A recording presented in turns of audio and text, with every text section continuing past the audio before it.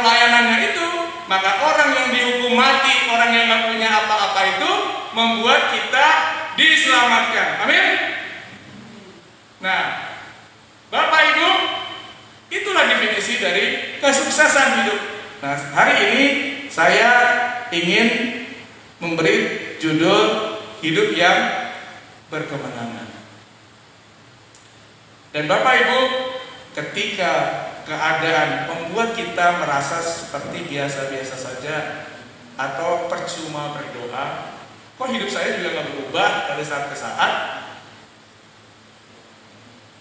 padahal katanya kita ini umat pemenang, kenapa masih begini juga, kenapa belum punya rumah juga, belum punya anak juga, belum punya ini dan itu, pekerjaan biasa-biasa saja. Ya, Mas Michael, Bu Melki belum jadi manajer, udah kerja keras, ya.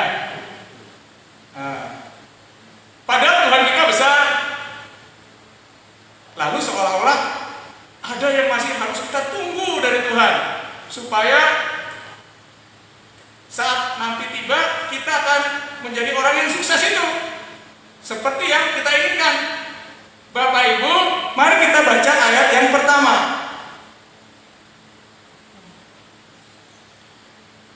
Dan ayat yang kedua. Sebagai teman-teman sekerja, kami menasihatkan kamu supaya kamu jangan membuat menjadi sia-sia kasih karunia Allah yang telah kamu terima. Sebab Allah berfirman, pada waktu aku berkenan, aku akan mendengarkan engkau, dan pada hari aku menyelamatkan, aku akan menolong engkau. Nah ini, sesungguhnya waktu ini adalah waktu perkenanan itu. Sesungguhnya hari ini adalah hari penyelamatan itu. Dengan kata lain, Paulus mau bilang kepada Bapak, Ibu, dan saya, Anda nggak perlu menunggu lagi gitu. Hari kemenangan itu. Detik ini pun Anda sudah menjadi umat pemenang. Hari ini, detik ini adalah waktu kemenangan Anda dan saya. Hari ini kita luar biasa menang. Tepuk tangan dulu dong, meskipun benar-benar gede. Jadi tidak peduli apapun keadaan Bapak Ibu dan saya saat ini, kita ini sebenarnya menang. Kita ini sebenarnya sukses. Kita ini harusnya saat ini berbahagia. Karena dikatakan di sini, sesungguhnya waktu ini adalah waktu perkenanan itu. Sesungguhnya hari ini adalah hari penyelamatan itu. Maka setiap hari adalah hari kemenangan bagi Anda dan saya, orang percaya. Dan kenapa kita memiliki semua itu? Ayat yang pertama mengatakan bahwa jangan membuat menjadi sia-sia kasih karunia Allah yang telah kamu terima. Bapak Ibu pernah dengar Bob Sadino bilang, daripada orang yang pintar, lebih baik orang yang bejo. Betul ya? Daripada orang yang pintar, lebih baik orang yang bejo, orang yang beruntung. Kita anak-anak Tuhan adalah orang yang bejo. Kenapa bejo?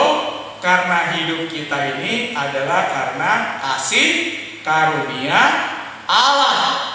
Bukan karena kerja keras kita, bukan karena usaha kita, bukan karena kepandaian kita, tapi semata-mata karena kasih karunia Allah. Saya sudah menyelesaikan karir saya, Bapak Ibu, dan kita kan sudah bersama-sama sejak lama ya. Dan saya menyaksikan bahwa saya ini seringkali dianggap bodoh, tidak berpengalaman, seringkali nyaris dipecat, dianggap ya direndahkan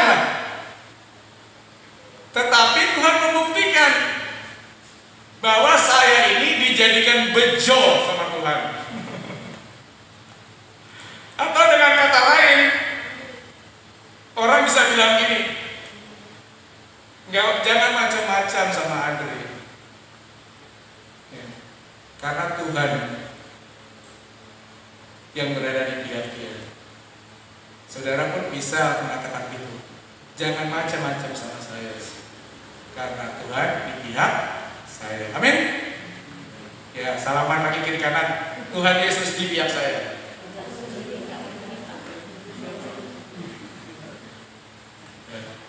Bapak Ibu, Tuhan tidak pernah mengecewakan kita. Amin. Itu kan, tapi jujur deh, sering kali nggak kita kecewa? Jujur, sering kali nggak kita kecewa? Sering ya? Saya begitu.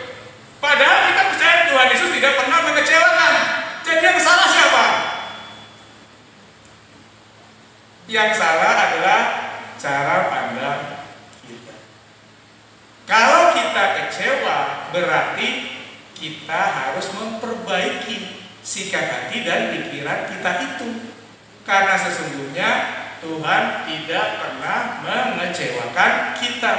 Karena sesungguhnya kita ini adalah orang-orang yang beruntung, orang-orang yang bejo. Hidup bisa naik, bisa turun. Bisnis bisa naik, bisa turun. Karir juga begitu.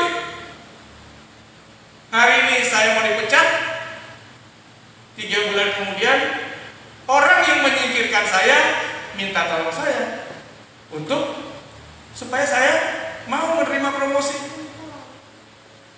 Hari ini saya sepertinya mau dipecat, berapa bulan kemudian orang yang sama minta sampai 3 kali supaya saya mau menerima promosi, karena saya menolak. Hari ini mau disingkirkan, hari ini juga Tuhan mengirim orang lain untuk merekrut saya, mendapatkan posisi dan gaji yang jauh lebih baik.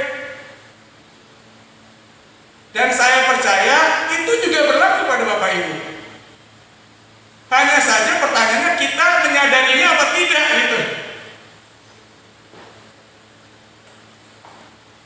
Baiklah, kita mau belajar percaya akan kebaikan Tuhan dalam hidup kita.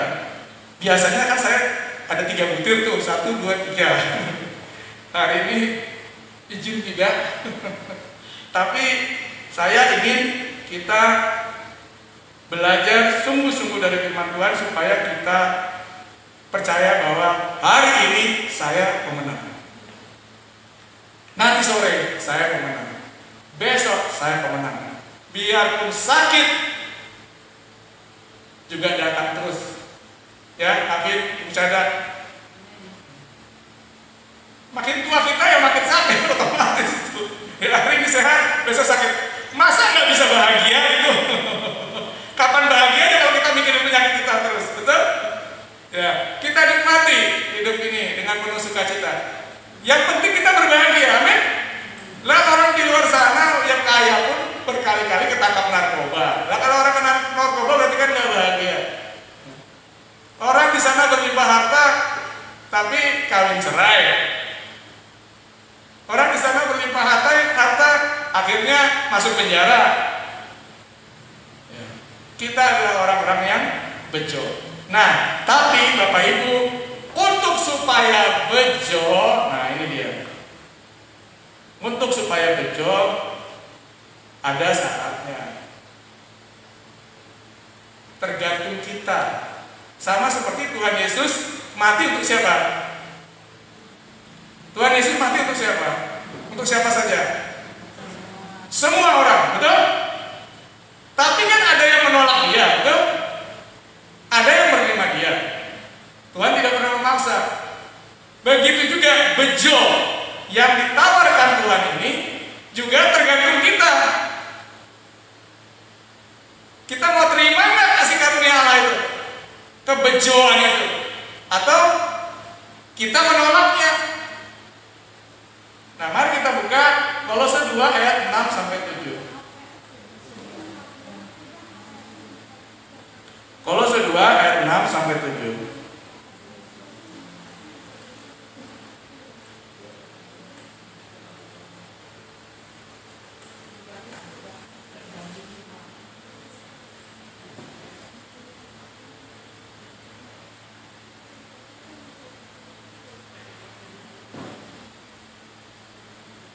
Baik, kita baca sama-sama ya dengan suara keras. 3, 2, 1. Kamu telah menerima Kristus Yesus Tuhan kita. Karena itu hendaklah hidupmu tetap di dalam Dia. Hendaklah kamu berakar di dalam Dia dan dibangun di atas Dia. Hendaklah kamu bertambah teguh dalam iman yang telah diajarkan kepadamu. Dan hendaklah hatimu melimpah dengan syukur. Amin, haleluya. Bapak Ibu, seperti halnya benih yang ditanam, dia harus bertumbuh. Dan kita orang percaya juga harus bertumbuh. Harus tetap bertumbuh, Bapak Ibu. Bukan maksudnya begini, kita sekarang senang baca firman Tuhan, senang melayani Tuhan, senang bersekutu dalam Tuhan, habis itu istirahat sesuai mood. Lalu kemudian ketika ada satu peristiwa, atau kita lagi susah, atau kita senang, kemudian dapat sesuatu, kita dekat lagi sama Tuhan, sukacita lagi melayani, sukacita lagi baca firman Tuhan. Nanti bosan lagi. Saudara, sekaya apapun kita, percayalah itu tidak menjamin kita semakin mengasihi Tuhan. Betul? Betul nggak? Sekaya apapun, sesukses apapun kita, tidak menjamin bahwa kita semakin mengasihi Tuhan. Enggak. Jadi mau kaya mau miskin, bukan itu menentukan kita semakin mengasihi Tuhan atau tidak. Tapi kalau kita menyadari firman Tuhan ini, bahwa kita ini bisa menang, bisa sukacita kalau kita bejo, artinya kalau kita dapat kasih karunia Allah, karena itu maka marilah kita selalu dekat dengan Allah. Dapat maksud saya? Karena itulah sumber kebahagiaan kita, bukan harta kita. Kalau mau setiap detik hidup kita bahagia, mau bisnis lagi susah, atau gimana, mau karir lagi susah, atau mau dompet banyak isinya atau tidak, ya sebenarnya dompet sekarang nggak perlu banyak isinya, yang penting kartu debitnya itu rekeningnya banyak duitnya. Bukan kalau seperti kalau dulu kan banyak rasa isinya ya. Kalau sekarang banyak kartunya, tapi bukan kartu kredit. Isi di rekeningnya. Nah, tapi maksud saya adalah yang menentukan hidup kita bahagia adalah kalau kita hidup dalam kasih karunia Allah. Nah, kita hidup dalam kasih karunia Allah kalau kita kenal dengan Allah, dekat dengan Allah, bertumbuh bersama dengan Tuhan. Kita dengar Dia berbicara, kita dengar, kita mengerti apa yang harus kita lakukan setiap saat. Kita mengerti bagaimana kita bisa bersuka cita karena kita dekat dengan sumbernya. Nah, kan kita sering ya dengar atau baca ilustrasi itu kan, ya, seperti yang dikatakan firman Tuhan, kita ini seperti carak yang terikat pada batang pohon anggur. Kalau kita terlepas dari batang pohon anggur itu, ya kita mati. Hidup kita juga seperti itu. Semakin dekat kita dengan Tuhan, semakin sukses hidup kita. Tapi bukan sukses di mata dunia ya, bukan seperti teologi kemakmuran ya, yang mendefinisikan sukses itu berarti harus kaya secara materi, enggak. Tetapi kita menikmati sukacita yang berkelimpahan. Amin. Saya akan menutup akhir firman Tuhan ini, kita baca Roma 8 ayat 35 sampai 37.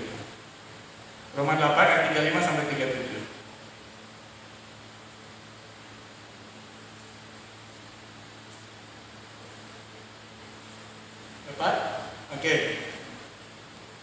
Kita baca dengan keras ya. Roma 8 ayat 35 sampai 37. 3, 2, 1. Siapakah yang akan memisahkan kita dari kasih Kristus? Penindasan atau kesesakan atau penganiayaan atau kelaparan atau ketelanjangan atau bahaya atau pedang? Seperti ada tertulis, oleh karena engkau kami ada dalam bahaya maut sepanjang hari. Kami telah dianggap sebagai domba-domba sembelihan. Tetapi dalam semuanya itu kita lebih daripada orang-orang yang oleh Dia yang telah mengasihi kita. Bapak Ibu, rangkaian ayat firman Tuhan ini yang menutup khotbah hari ini kiranya merubah mindset kita, menolong kita melihat bahwa kita adalah orang-orang yang menang, bukan karena apa yang dinilai oleh manusia, bukan karena harta kekayaan kita, bukan oleh karena kehebatan karir kita, bukan karena apa yang kita miliki, tetapi karena kasih karunia Kristus. Karena justru oleh kasih karunia Kristus, perhatikan ya, ayat yang ketiga 6 tadi. Seperti ada tertulis, oleh karena engkau, oleh karena Tuhan, kami justru ada dalam bahaya maut sepanjang hari. Kami telah dianggap sebagai korban domba-domba sembelihan. Mengikut Tuhan bukan berarti kita terlepas dari kesulitan hidup. Mengikut Tuhan bukan berarti kita tidak mengalami kegagalan dalam karir atau bisnis. Mengikut Tuhan itu berarti kita hidup dalam kemurahan Tuhan, kasih karunia Tuhan, bukan karena kebaikan kita. Mau lagi susah, mau gelap, mau banyak gelombang, mau banyak badai, kita aman.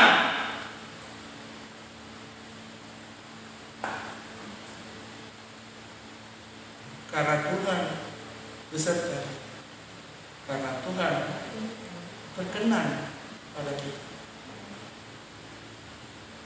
Kalau saudara punya 100 miliar pun Bapak Ibu saat ini, belum tentu Bapak Ibu bahagia. Tapi detik ini juga, meskipun Bapak Ibu ngontrak, meskipun sakit, Bapak Ibu bisa bahagia. Kalau Bapak Ibu percaya bahwa Anda luar biasa baik. Karena apa? Karena Anda dan saya adalah orang-orang yang bejo, orang-orang yang hidup dan bergantung pada kasih karunia Allah. Amin. Apa kabar? Puji Tuhan, Allah itu baik, hidupku berbahagia. Tuhan Yesus memberkati.